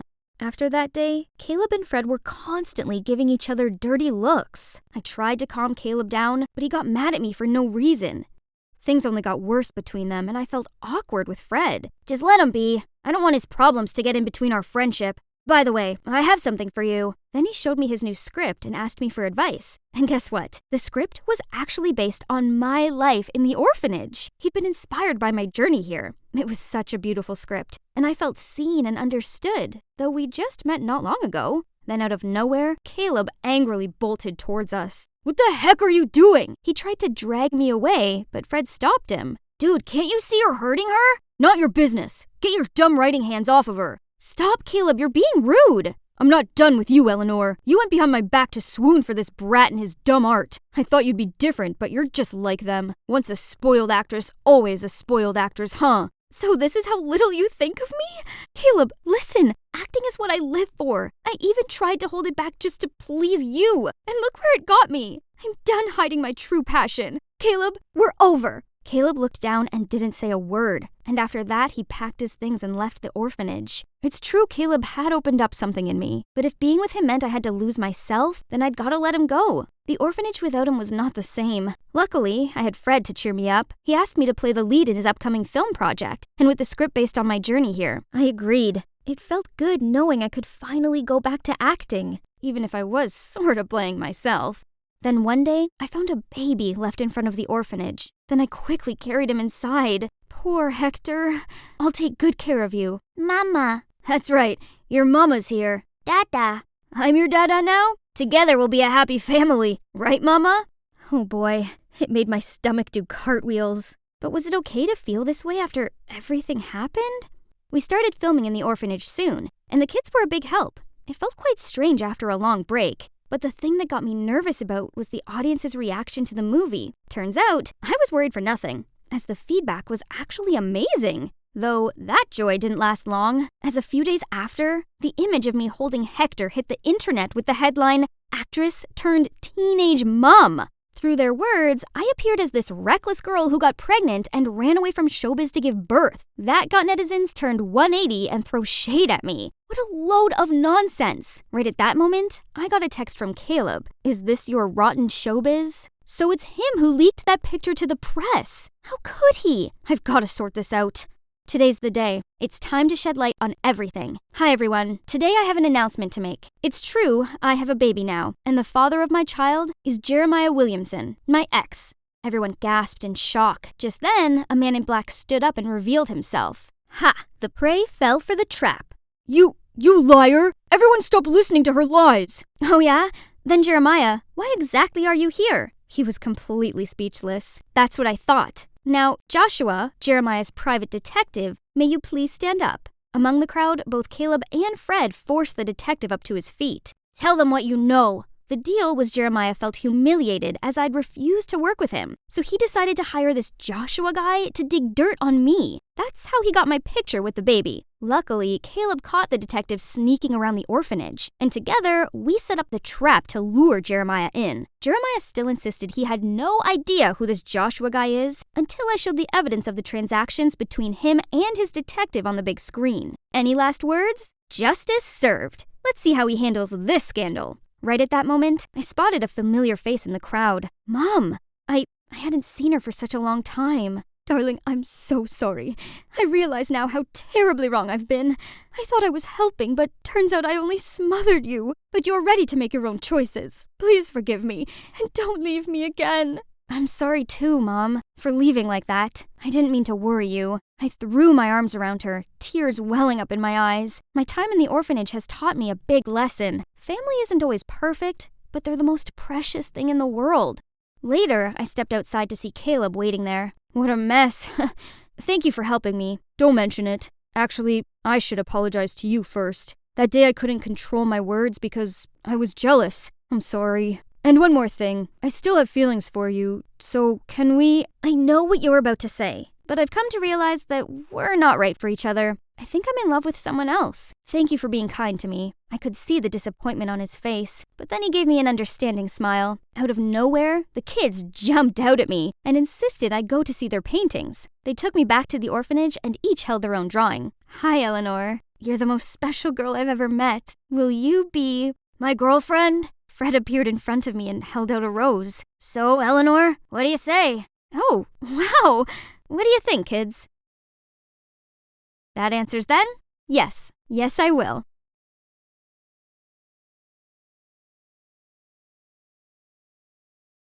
Aha! A snowstorm's coming! Perfect for a race.